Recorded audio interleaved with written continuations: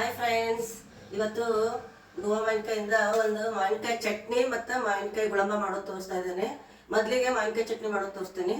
ಮೊದಲಿಗೆ ಇದು ಮಾವಿನಕಾಯಿ ಹಿಂಗೆ ತುರ್ಕೊಂಡು ಇಟ್ಕೋಬೇಕು. ಬೆಲ್ಲ, ಒಣ ಕೊಬ್ಬರಿ, ಖಾರ ಪುಡಿ, ಸಾಸಿವೆ, ಮೆಂತ್ಯ ಪುಡಿ, ಇಂಗು, ರುಚಿಗೆ ತಕ್ಕಷ್ಟು ಉಪ್ಪು. ಇದು ಗುಳಂಬ ಮಾಡಲಿಕ್ಕೆ ಏಲಕ್ಕಿ ಪೌಡ್ರ್. ಇಷ್ಟು ಸಾಮಾನು ಬೇಕು ಗುಳಂಬ ಮತ್ತು ಚಟ್ನಿ ಮಾಡಲಿಕ್ಕೆ. ಈಗ ಮೊದಲು ಚಟ್ನಿ ಮಾಡ್ತೀನಿ. ಈಗ ಮೊದಲಿಗೆ ಸಾಸಿವೆ ಹಾಕೋತೀನಿ, ಚಟಪಟ ಅಂತ. ಸ್ವಲ್ಪ ತೆಂಗಿನ ಪೌಡ್ರ್ ಹಾಕ್ತೀನಿ. ಎಣ್ಣೆ ಕರ್ಕೊಂಡ್ರೆ ಟೇಸ್ಟ್ ಭಾಳ ಬರ್ತದೆ. ಚೂರು ಎಣ್ಣೆ ಒಂದು 2 ಡ್ರಾಪ್ ಹಾಕೊಂಡಿದ್ದೀನಿ ಅಷ್ಟೇ. ನೆಕ್ಸ್ಟ್ ಒಣ ಕೊಬ್ಬರಿ,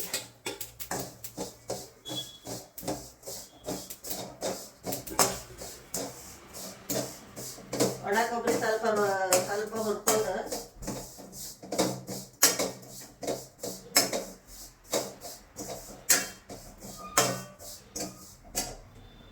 ಇದಕ್ಕೆ ಸ್ವಲ್ಪ ಹಿಂಗೆ ಹಾಕ್ತಾ ಇದ್ದೀನಿ.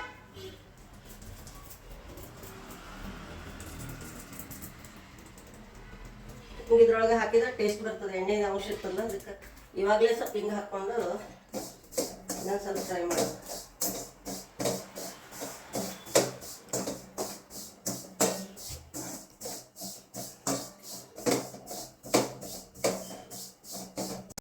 ಹುರ್ಕೊಂಡಿದ್ದೀನಿ, ಸಾಕಿಷ್ಟೀಗ. ಇದನ್ನು ಆರಿದ ತಕ್ಷಣ ಪೌಡರ್ ಮಾಡ್ತೀನಿ.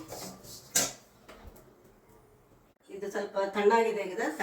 ಇದನ್ನು ಹಾಕೊಂಡು ಮಿಕ್ಸಿ ಮಾಡ್ಕೊಂಡು ಬರ್ತೀನಿ. ಇದಕ್ಕೆ ಈಗ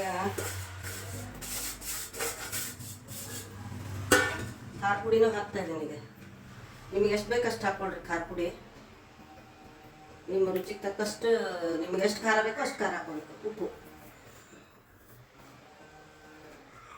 ಇಷ್ಟು ಈಗ ಗ್ರೈಂಡ್ ಮಾಡ್ಕೊಂಡು ಬರ್ತೀನಿ. ಕೊಬ್ಬರಿ, ಒಣ ಕೊಬ್ಬರಿ, ಮೆಂತ್ಯ, ಹಿಂಗೆ ಸಾಸಿವೆ ಎಲ್ಲ ಹಾಕಿ ಹುರ್ಕೊಂಡಿದ್ವಲ್ಲ, ಅದಕ್ಕೆ ಖಾರ ಪುಡಿ, ರುಚಿಗೆ ತಕ್ಕಷ್ಟು ಉಪ್ಪು ಹಾಕಿ ಪೌಡ್ರ್ ಮಾಡ್ಕೊಂಡಿದ್ದೀವಿ, ಅಂದರೆ ಬೇಗ ಆಗ್ತದೆ. ಈಗ ಇದಕ್ಕೆ ನೆಕ್ಸ್ಟ್ ಬೆಲ್ಲ. ನಿಮಗೂ ಸ್ವೀಟ್ ಎಷ್ಟು ಬೇಕೋ ಅಷ್ಟು ಸ್ವೀಟ್ ಎಲ್ಲ ಮಿಕ್ಸಿಗೆ ಹಾಕೊಂಡ್ಬಂದಿದ್ದೀನಿ. ಅದಕ್ಕೀಗ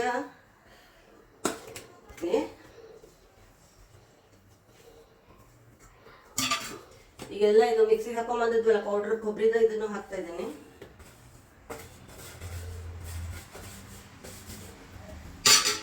ಈಗ ಇದನ್ನ ಮಿಕ್ಸಿಗೆ ಹಾಕೊಂಡ್ಬರ್ತೀನಿ. ಚಟ್ನಿ ರೆಡಿ ಆಗಿದೆ. ಇದಕ್ಕೊಂದು ಒಗ್ಗರಣೆ ಮಾಡಿ ಹಾಕ್ತೀನಿ. ಅರಿಶಿನ ಪುಡಿ,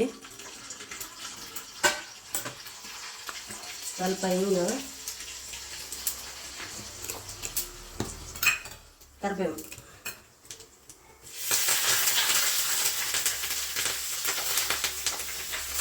ಒಗ್ಗರಣೆ ಹಾಕ್ತಾ ಇದ್ದೀನಿ.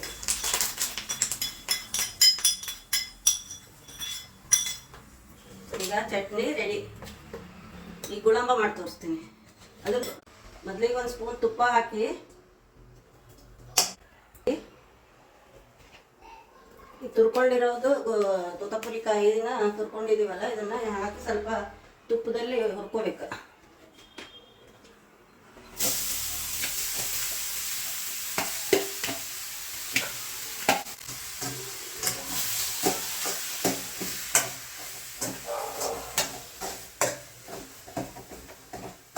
ಒಂದು 2 ನಿಮಿಷ ಚೆನ್ನಾಗಿ ತುಪ್ಪದೊಳಗೆ ಇದನ್ನು ಹುರ್ಕೊಂಡ್ರೆ ಅದಕ್ಕೆ ಟೇಸ್ಟ್ ತುಂಬ ಚೆನ್ನಾಗಿ ಬರ್ತದೆ. ಅದಕ್ಕೆ ತುಪ್ಪದಾಗ ಒಂದು ಸ್ವಲ್ಪ ಹುರ್ಕೋಬೇಕು.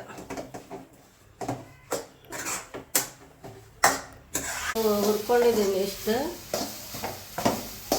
ಇದಕ್ಕೀಗ ಬೆಲ್ಲ ಹಾಕ್ಕೊಳ್ಳೋದು.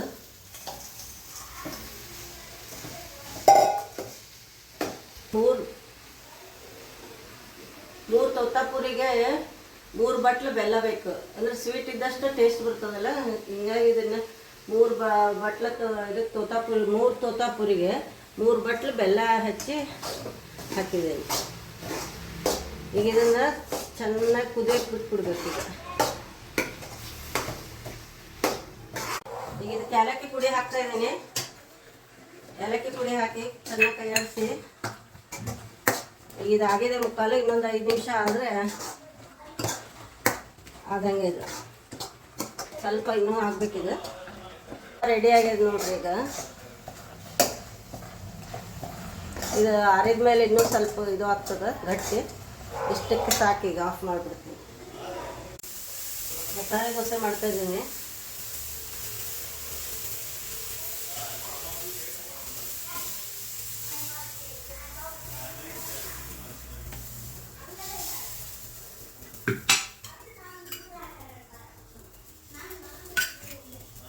ರೆಡಿ ಆಗ್ತಾಯಿದೆ. ಇವತ್ತು ನಾನು ಗುಳಂಬ ಮತ್ತು ಮಾವಿನಕಾಯಿ ಚಟ್ನಿಗೆ ಇದು ಕಾಂಬಿನೇಷನ್ ಚೆನ್ನಾಗಿರ್ತದೆ ಅಂಥೇಳಿ ಮಸಾಲೆ ದೋಸೆ ಮಾಡೀನಿ. ದೋಸೆ ರೆಡಿ. ಮಾವಿನಕಾಯಿ ಗುಳಂಬ ಮತ್ತು ಮಾವಿನಕಾಯಿ ಚಟ್ನಿ ರೆಡಿ ಆಗಿದೆ. ಇವತ್ತು ನಾನು ಮಸಾಲೆ ದೋಸೆ ಮಾಡಿದ್ದೀನಿ. ಹುಡುಗರು ಟೇಸ್ಟ್ ಕೊಡ್ತೀನಿ.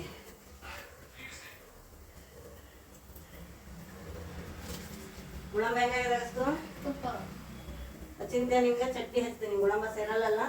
ಈ ಮೊಮ್ಮಗ ಸೇರಲ್ಲ ಇದು ಗುಳಂಬ. ನಮ್ಮ ಅಜ್ಜಗೆ ಸೇರ್ತದೆ ಗುಳಂಬ. ಹೆಂಗಾಗಿದೆ ಹೇಳ್ರಿ?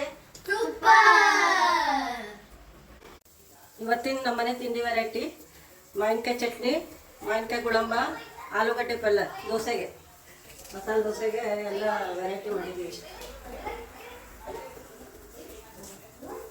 ಸೂಪರ್ ಆಗಿದೆ ಆಲೂಗಡ್ಡೆ ಪಲ್ಯ.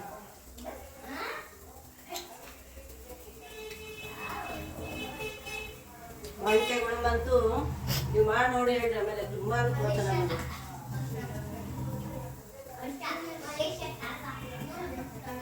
ಮಾವಿನಕಾಯಿ ಚಟ್ನಿ ಅಂತೂ ಸೂಪರ್ ಆಗ್ಯದ. 3 ಚೆನ್ನಾಗ್ಯಾವ. ಇವತ್ತು ನಮ್ಮ ಮನೆ ಸ್ಪೆಷಲ್ ಇದೆ.